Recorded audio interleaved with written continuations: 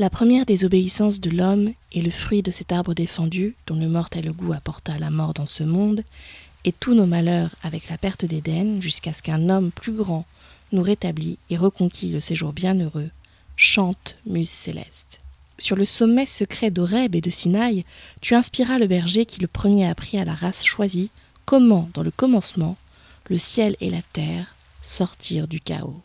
Ou si la colline de Sion, le ruisseau de Siloé, qui coulait rapidement près de l'oracle de Dieu, te plaisent davantage, là j'invoque ton aide pour mon chant aventureux. Ce n'est pas d'un vol tempéré qu'il veut prendre l'essor au-dessus des monts d'Aoni, tandis qu'il poursuit des choses qui n'ont encore été tentées ni en prose, ni en vers. Et toi, ô esprit, qui préfères à tous les temples un cœur droit et pur, instruis-moi car tu sais. Toi, au premier instant, tu étais présent avec tes puissantes ailes éployées, comme une colombe tu couvas l'immense abîme et tu le rendis fécond. Illumine en moi ce qui est obscur, élève et soutiens ce qui est abaissé, afin que de la hauteur de ce grand argument, je puisse affirmer l'éternelle providence et justifier les voies de Dieu aux hommes. Dis d'abord, car ni le ciel ni la profonde étendue de l'enfer ne dérobent rien à ta vue. Dis quelle cause, dans leur état heureux si favorisé du ciel, poussa nos premiers parents à se séparer de leur Créateur, à transgresser sa volonté pour une seule restriction, souverains qu'ils étaient du reste du monde. Qui les entraîna à cette honteuse révolte ? L'infernal serpent.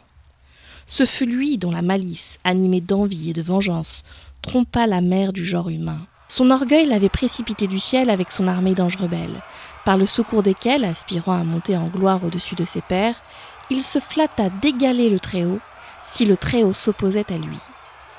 Plein de cet ambitieux projet contre le trône et la monarchie de Dieu, il alluma au ciel une guerre impie et un combat téméraire dans une attente vaine. Le souverain pouvoir le jeta flamboyant, la tête en bas de la voûte éthérée, ruine hideuse et brûlante. Il tomba dans le gouffre sans fond de la perdition pour y rester chargé de chaînes de diamants dans le feu qui punit. Il avait osé défier aux armes le Tout-Puissant. 9 fois l'espace qui mesure le jour et la nuit aux hommes mortels, lui, avec son horrible bande, fut étendu, vaincu, roulant dans le gouffre ardent, confondu, quoique immortel. Mais sa sentence le réservait encore à plus de colère, car la double pensée de la félicité perdue et d'un mal présent à jamais le tourmente.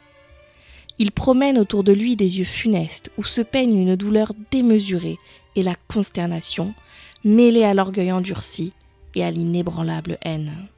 D'un seul coup d'œil, et aussi loin que perce le regard des anges, il voit le lieu triste, dévasté et désert. Ce donjon horrible, arrondi de toutes parts, comme une grande fournaise, flamboyait. De ces flammes, point de lumière, mais des ténèbres visibles servent seulement à découvrir des vues de malheur, régions de chagrin, obscurité plaintive, où la paix ou le repos ne peuvent jamais habiter. L'espérance jamais venir, elle qui vient à tous. Mais là des supplices sans fin, là un déluge de feu, nourri d'un soufre qui brûle sans se consumer. Tel est le lieu que l'Éternelle Justice prépara pour ses rebelles. Ici, elle ordonna leur prison dans les ténèbres extérieures.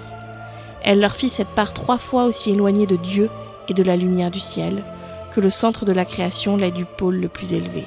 Oh, combien cette demeure ressemble peu à celle d'où ils tombèrent. Le paradis perdu, John Milton, livre 1, vers 1 à 75.